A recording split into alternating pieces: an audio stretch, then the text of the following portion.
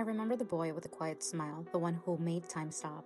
Not in crowded hallways, but beneath cathedral trees where the branches swallowed the sun and the sidewalk stretched farther than our worries. We walked hand in hand, just two children with nowhere special to go, while the world disappeared around us. Home was filled with storms, walls remembered shouting, and my heart learned too early what fear sounded like. But besides you, I felt safe. Your embrace became the silence I could never find at home.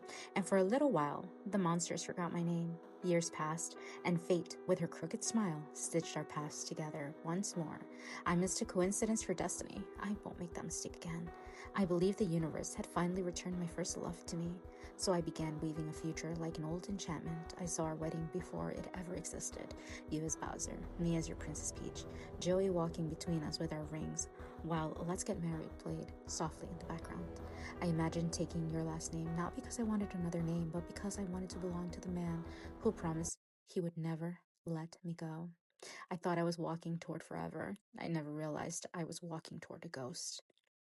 You told me stories, and I drank every one of them like holy water until birthdays changed, histories unraveled, secrets clawed their way out from the shadows, and every truth I uncovered buried another piece of that boy beneath those trees. Still, I stayed. Love when cursed. Mistakes endure for devotion. So I forgave. I forgave your anger. I forgave being told to shut up. I forgave learning your moods like seasons, measuring every sentence before speaking, terrified that one wrong word would awaken another storm. I forgave the holes left in my walls because they looked too much like the ones already carved inside me. I forgave the day you grabbed me so hard you almost broke my arm. I forgave watching myself disappear while trying to save us. I forgave the nights you watched me drown without ever reaching for my hand.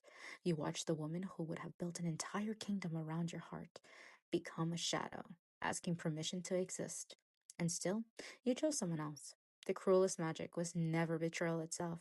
It was convincing myself that I loved you harder. The curse would finally break. I wished I could become a fly upon your wall, not to haunt you, but simply to discover which version of you was real. Now I understand. I became the haunting instead, wandering the ruins of a future that only exists inside my own heart. Today, I held rose quartz, not to summon your love, but to gather the scattered pieces of the woman I abandoned while trying to save you. The crystal didn't whisper your name, it whispered mine.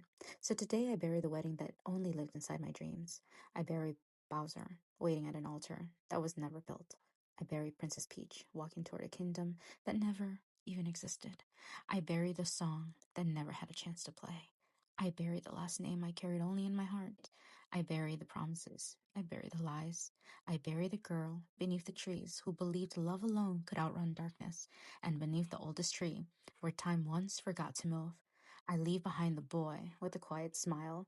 I search for him in every apology, in every promise, every second chance, hoping he would return with the arms that once made the world disappear.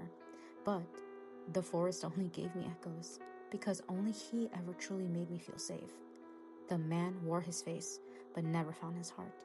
So I leave my dreams beneath those trees, where they will sleep beside the children we used to be. When the wind whispers your name, I will no longer turn around. Some loves are not meant to become forever. Some loves are only meant to teach us how to find our way back to ourselves. No more waiting, no more ghost, no more lies, only goodbye.